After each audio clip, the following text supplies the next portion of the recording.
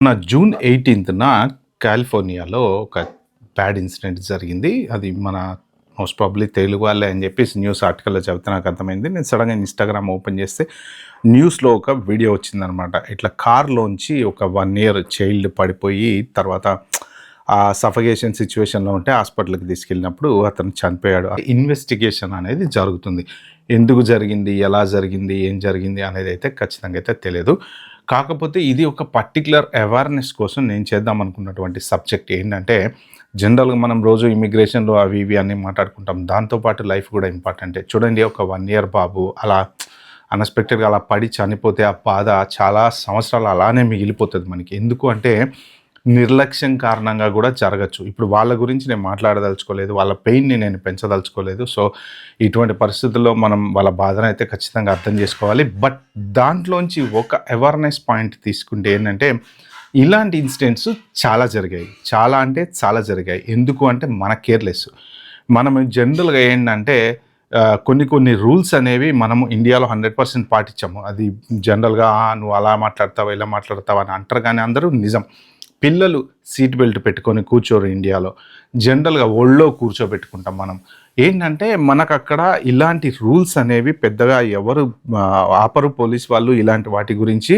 మనము దానికి ఎడ్యుకేటెడ్ అయ్యుండి, తెలిసి ఉండి, రూల్స్ ఫాలో అవుతే తప్ప అదర్ దాన్ దట్ కార్‌లో దగ్గర దగ్గర 10 మంది కూడా ఎక్కుతుంటారు. ఒక్కొక్కసారి ఒకళ్ళ ఒళ్ళో ఒకళ్ళు కూర్చుంటారు. రిస్ట్రిక్షన్స్ ఉండవు. ఇష్టం వచ్చినట్టు పోతుంటారు. బ్రేక్ కొట్టినప్పుడు జరిగేటువంటి ప్రమాదాలు చాలా ఘోరంగా ఉంటాయి. కానీ అబ్రాడ్‌కి వచ్చేటప్పటికి అలా కాదు. అబ్రాడ్‌కి వచ్చేటప్పటికి చాలా చాలా చాలా స్ట్రిక్ట్‌గా ఉంటాయి రూల్స్. పిల్లల్ని ఎలా కార్‌లో కూర్చోబెట్టుకోవాలి, ఎలా కార్ సీట్‌లో కూర్చోబెట్టుకోవాలి, ఏజ్‌ని బట్టి ఏ కార్ సీట్ వాడాలి, ఏ డైరెక్షన్‌లో వాడాలి, ఇవన్నీ చాలా ఉంటాయి.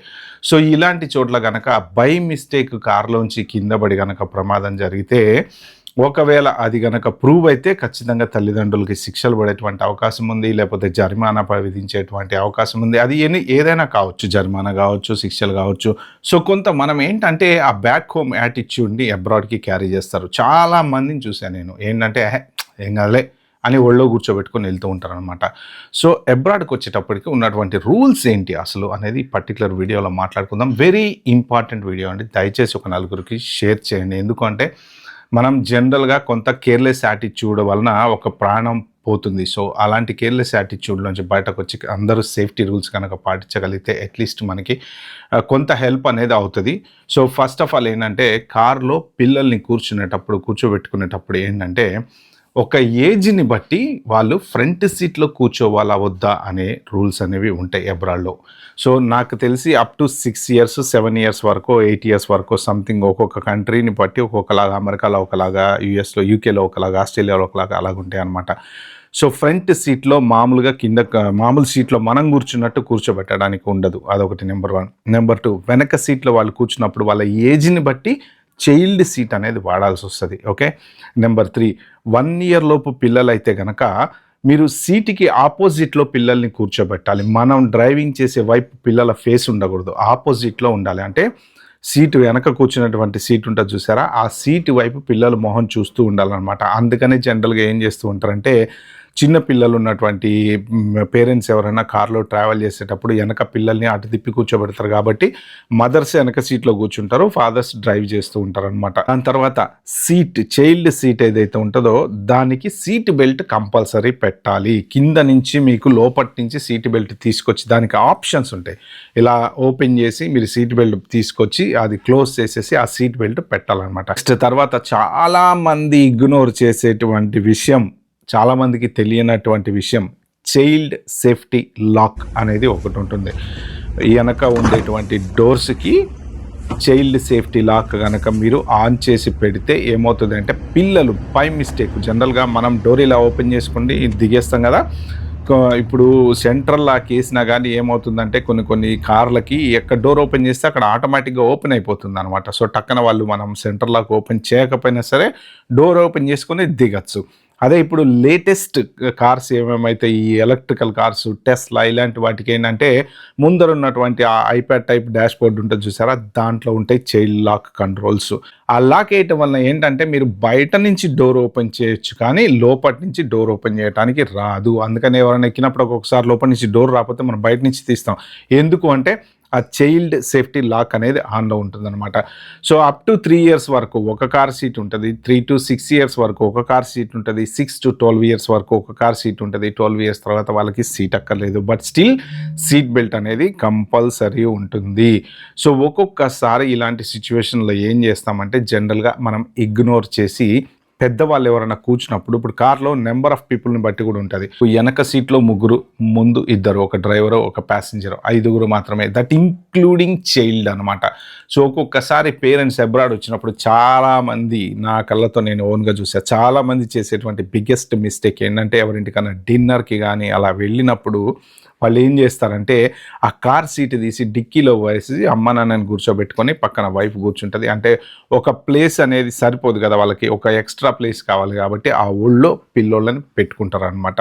సో అప్పుడు ఏమవుతుంది అంటే ఆ పిల్లోడు అటు ఇటు లేచి, అమ్మాయో అబ్బాయో వాట్ ఎవర్ ఇట్ ఈస్, లేచి అటు ఇటు తిరుగుతూ ఉంటారు, ఎగురుతూ ఉంటారు.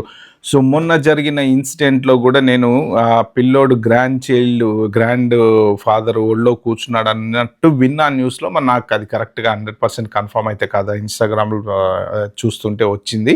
మరి అది కరెక్టో కాదో ఇన్వెస్టిగేషన్లో కానీ కరెక్ట్గా విషయం అయితే తెలియదు. బట్ పిల్లలని ఒళ్ళో కూర్చోబెట్టుకోవటం. ఇంకొక ఇన్స్టాగ్రామ్ పోస్ట్ కూడా చూసా, ఫ్రంట్ సీట్లో కూర్చొని ఆమె పిల్లోడిని చేతిలో పెట్టుకుంటే వాడు లేచి ఎగురుతుంటే పక్కన వెళ్ళేటువంటి అమెరికన్ కారు ఆపి ఆ అమ్మాయిని వాళ్ళకి వార్న్ చేసి వెళ్ళాడంట. సో జనరల్గా అలాంటి సిచ్యువేషన్స్లో వీళ్ళు ఏం చేస్తారు తెలుసా, లోకల్ వాళ్ళు పోలీసులకు ఫోన్ చేసి చెప్తారు, ఆ దగ్గరలో ఎవరన్నా ఉంటే వాళ్ళకి ఇన్ఫామ్ చేస్తారు, కార్ నెంబర్తో సహా చెప్తారు, ఈ కార్ నెంబర్లో వీళ్ళు ఇలా చేస్తున్నారు అని చెప్పేసి. దట్టు పెట్రోలింగ్ పోలీసులు ఎవరైనా చూసారంటే ఇంకా సీరియస్ అవుతుంది. అది అందరూ మనకు అలవాటు, అది మనం ఇండియాలో ఏంటంటే ఒళ్ళో కూర్చోబెట్టుకొని వెళ్ళడం అనేది అలవాటు. కార్ సీట్లు, పిల్లల సీట్లు, చైల్డ్ సీట్లు, సేఫ్టీ లాక్లు ఇవన్నీ తక్కువ వాడతాం జనరల్గా. సో ఇలాంటి సేఫ్టీ అనేది కంపల్సరీ, బైలా కంపల్సరీ. మీరు మామూలుగా ఏదో రూల్స్ ఫాలో అవ్వాలని అవ్వటం కాదు. ఇక్కడ ఏంటంటే బైలా మ్యాండేటరీ ఇవన్నీ. చైల్డ్ సేఫ్టీ లాక్ అనేది కానీ, ఇప్పుడు ఎవ్రీ ఇయర్ ఎంఓటీ అనేది ఒక టెస్ట్ ఇన్స్పెక్షన్ అనేది చేసినప్పుడు ఇవన్నీ చెక్ చేస్తారనమాట. ఇంకొకటి, ఇండికేటర్లు పని చేయకపోయినా కూడా ఎవరైనా చూసినప్పుడు పోలీసు వాళ్ళకి కంప్లైంట్ చేస్తూ ఉంటారు. పోలీసు వాళ్ళు చూస్తే వాళ్ళు ఒక రాసి ఇస్తారనమాట, మీరు 7 daysలో మీ ఇండికేటర్ కానీ బ్రేక్ లైట్ కానీ ఇవన్నీ బాగు చేయించుకొని మళ్ళీ మాకు ఇన్ఫామ్ చేయండి అని కూడా చెప్తుంటారు. సో అంత స్ట్రిక్ట్ ఇక్కడ డ్రైవింగ్ రూల్స్. ఏంటంటే ఒక్కోసారి ఇప్పుడు ఆపుతాం, ఏ రెస్టారెంట్లోకి వెళ్ళినప్పుడు ఆగినప్పుడు వాళ్ళు ఏంటంటే పిల్లోడు సీట్లోంచి లేచి బయటకు వస్తాడు, లేచి ఆడుతూ ఉంటాడు అనమాట కారు. పక్కన ఆపినంత వరకు ఫైన్, నో ప్రాబ్లం, ఓకే. మీరు మళ్ళీ స్టార్ట్ అయ్యేటప్పుడు అలాగే వెళ్ళిపోతారు చాలామంది. కూర్చోరా సీట్లో అంటారు, ఇంకా వాడు వెళ్ళి సీట్లో కూర్చుంటాడో లేచి తిరుగుతాడో, వాడికి బెల్ట్ సరిగా పెట్టరు, పక్కన కూర్చున్నప్పుడు ఎత్తుకొని ఒళ్ళో పెట్టుకుంటూ ఉంటారు.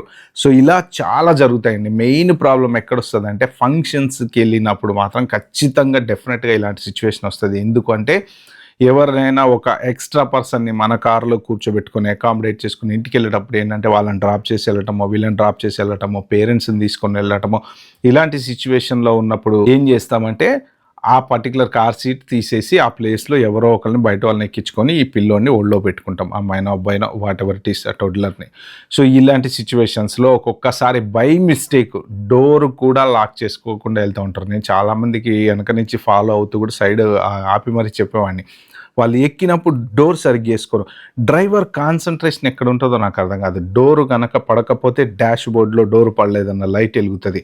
తర్వాత పైన జనరల్గా మనకి డోర్ ఓపెన్ చేయగానే సెంటర్లో పైన ఒక లైట్ వస్తుంది చూసారా, ఆ లైట్ సెంట్రల్లో గనక మనం పెట్టుకుంటే ఆ సెంటర్లో పెట్టుకున్నటువంటి లైట్ డోర్లో ఓపెన్ చేసినప్పుడు వెలుగుతుంది. అంటే మన డోర్ పడితేనే ఆ లైట్ ఆఫ్ అవుతుంది, అలా ఉంటుంది. అంటే ఆటోమేటిక్ లాక్స్, ఆటోమేటిక్ లైట్స్ ఇవన్నీ ఉంటాయి కదా. సో వెనక కూర్చున్న వాళ్ళు డోర్ వేసుకున్నప్పుడు ఒక్కొక్కసారి పెద్దవాళ్ళకి సరిగ్గా డోర్ పడవు. అలాగే కొన్ని ఆటోమేటిక్ డోర్స్ కార్స్ ఉంటాయి, మీరు హోండా కార్స్ అవి కొన్ని కన్నా చూసినట్టుంటే ఇలా బటన్ నొక్కితే డోర్ ఓపెన్ అయిపోతూ ఉంటాయి అనమాట. అవి ఆటోమేటిక్గా వచ్చి పర్ఫెక్ట్గా లాక్ అయిపోతాయి. బట్ మాన్యువల్గా వేసుకునేటప్పుడు ఏంటంటే ఏంటంటే అలా లాగేస్తారు, అది డోరు సగమే పడుతుంది. పడటం వల్ల ఏంటంటే ఒక్కొక్కసారి ఒళ్ళో ఎవరైనా కూర్చున్నప్పుడు ఇలా బయట కింద పడేటువంటి ఛాన్స్ ఉందన్నమాట. సో ఈ సేఫ్టీ ప్రికాషన్స్ కంపల్సరీ పాటించండి. ఎందుకు అంటే ఒకటి బై మిస్టేక్ డ్రైవర్ గనక ఏదైనా ఇప్పుడు ఒకటి గుర్తుపెట్టుకోండి, కారు విషయంలో ఏ డ్రైవింగ్ విషయంలో అయినా సరే ప్రతిదీ డ్రైవర్ రెస్పాన్సిబిలిటీ. ఒక పైలట్కి ప్లేన్ రెస్పాన్సిబిలిటీ ఎలా ఉంటుందో ఇక్కడ డ్రైవర్కి కార్ రెస్పాన్సిబిలిటీ అలానే ఉంటుంది. వెనక కూర్చున్నారు కదా మీరు చూసుకోండి, ఆ పిల్లోడు లేస్తున్నాడా కూర్చున్నాడా అని అంటే కుదరదు, నో వే. ఎందుకంటే అబ్రాడ్లో రూల్ ఏంటి అంటే డ్రైవర్ ఎవరైతే ఉంటాడో కార్ లైట్లు వెలగాలన్నా, కార్ ఇంజన్ పనిచేస్తుందా, లేకపోతే ఇండికేటర్లు పనిచేస్తున్నాయా లేదా, కార్లో ఎవరైనా కూర్చున్నారా లేదా, కూర్చున్న వాళ్ళు సీట్ బెల్ట్ పెట్టుకున్నారా లేదా. సో ఒక్కొక్కసారి ఏంటంటే ఫ్రంట్ సీట్లో కూర్చున్నప్పుడు కొంచెం ఏజ్ పెద్దవాళ్ళు అయితే కనుక వాళ్ళ రెస్పాన్సిబిలిటీ, వాళ్ళకి కూడా ఫైన్ వేసేటువంటి ఛాన్స్ ఉంది. But still it is driver's responsibility to make sure everybody is properly sit in the car and fasten seat belt అనమాట. సో మెయిన్ అది ఇంపార్టెంట్ థింగ్ మీరు గుర్తుపెట్టుకోండి. Seat belt compulsory, child lock compulsory.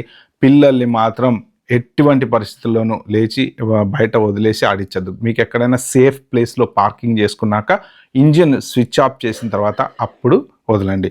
ఇంకొక చిన్న awareness information నేనేం చెప్తాం అనుకుంటున్నా అంటే, వైఫ్లకి డ్రైవింగ్ నేర్పిస్తూ ఉంటారు చాలామంది. సో నాకు తెలిసినటువంటి ఇన్సిడెంట్ న్యూ జెర్సీలో జరిగింది. అతను వైఫ్కి కార్ నేర్పిస్తున్నాడు, ఆమె ఎక్సలేటర్ దొక్కబోయి బ్రేక్ దొక్కబోయి ఎక్సలేటర్ దొక్కింది, వెళ్ళి గుద్దితే చిన్న పిల్లోడు 2 years పిల్లోడు చనిపోయాడు.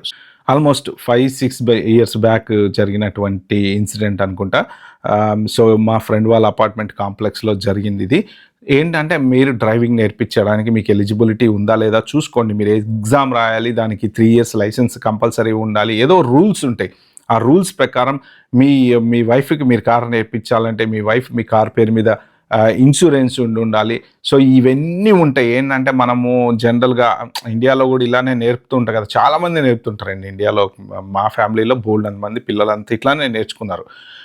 మా అన్నయ్య పిల్లలకి నేర్పేయటము, అక్క పిల్లలకి నేర్పేయటము జనరల్గా మనకు అక్కడ అలవాటు అనమాట. గ్రౌండ్లోకి తీసుకెళ్ళి నేర్పిస్తాము, రోడ్డు మీద నేర్పిస్తాము. బట్ అబ్రాడ్లో ఏంటంటే నో వే, మీరు డ్రైవింగ్ ఇన్స్ట్రక్టర్ని పెట్టుకోవాలి. లేదా మీరు డ్రైవింగ్ ట్రైనింగ్ ఇవ్వాలంటే దానికి తగ్గ రూల్స్, ఇన్సూరెన్స్లు ఏమైతే ఉంటాయో అది పాటించాలి. ఓకే, బై మిస్టేక్ ఏదైనా ఇన్సిడెంట్ ఇప్పుడు డ్రైవింగ్ ఇన్స్ట్రక్టర్ ఉన్నాడంటే వాడు ఎలా చేయాలి, ఏం చేయాలి అని వాడుకుంటే వాడి దగ్గర ఉండేటువంటి కంట్రోల్స్ ఉంటాయి. ఒకవేళ వీళ్ళు బ్రేక్ అయిపోయినా వాడేసుకుంటాడు, అది వాడి రెస్పాన్సిబిలిటీ. ఓకే, లేదన్నా యాక్సిడెంట్ జరిగినా వాడి ఇన్సూరెన్స్లో కవర్ అవుతుంది. మీరు ఏదో అక్కడ డబ్బులు సేవ్ చేద్దామని పోయి వేరే వాళ్ళ లైఫ్లో నాశనం చేసే పరిస్థితి అయితే తెచ్చుకోకండి. ఎట్టి పరిస్థితుల్లో వేరే ఫ్రెండ్స్కి డ్రైవింగ్ నేర్పించటాలు ఇలాంటివి చేయకండి. ప్రాపర్గా డబ్బులు కట్టండి, మంచి డ్రైవింగ్ స్కూల్కి వెళ్ళండి, నేర్చుకొని పాస్ అవ్వండి. పాస్ అయిన తర్వాత కారు నడపండి. ఓకే ఫ్రెండ్స్, ఇది వెరీ సేఫ్టీ అవేర్నెస్ వీడియో. దయచేసి ఒక 4 అయితే షేర్ చేయండి. థ్యాంక్ యూ, బాబాయ్, హ్యావ్ గుడ్ డే.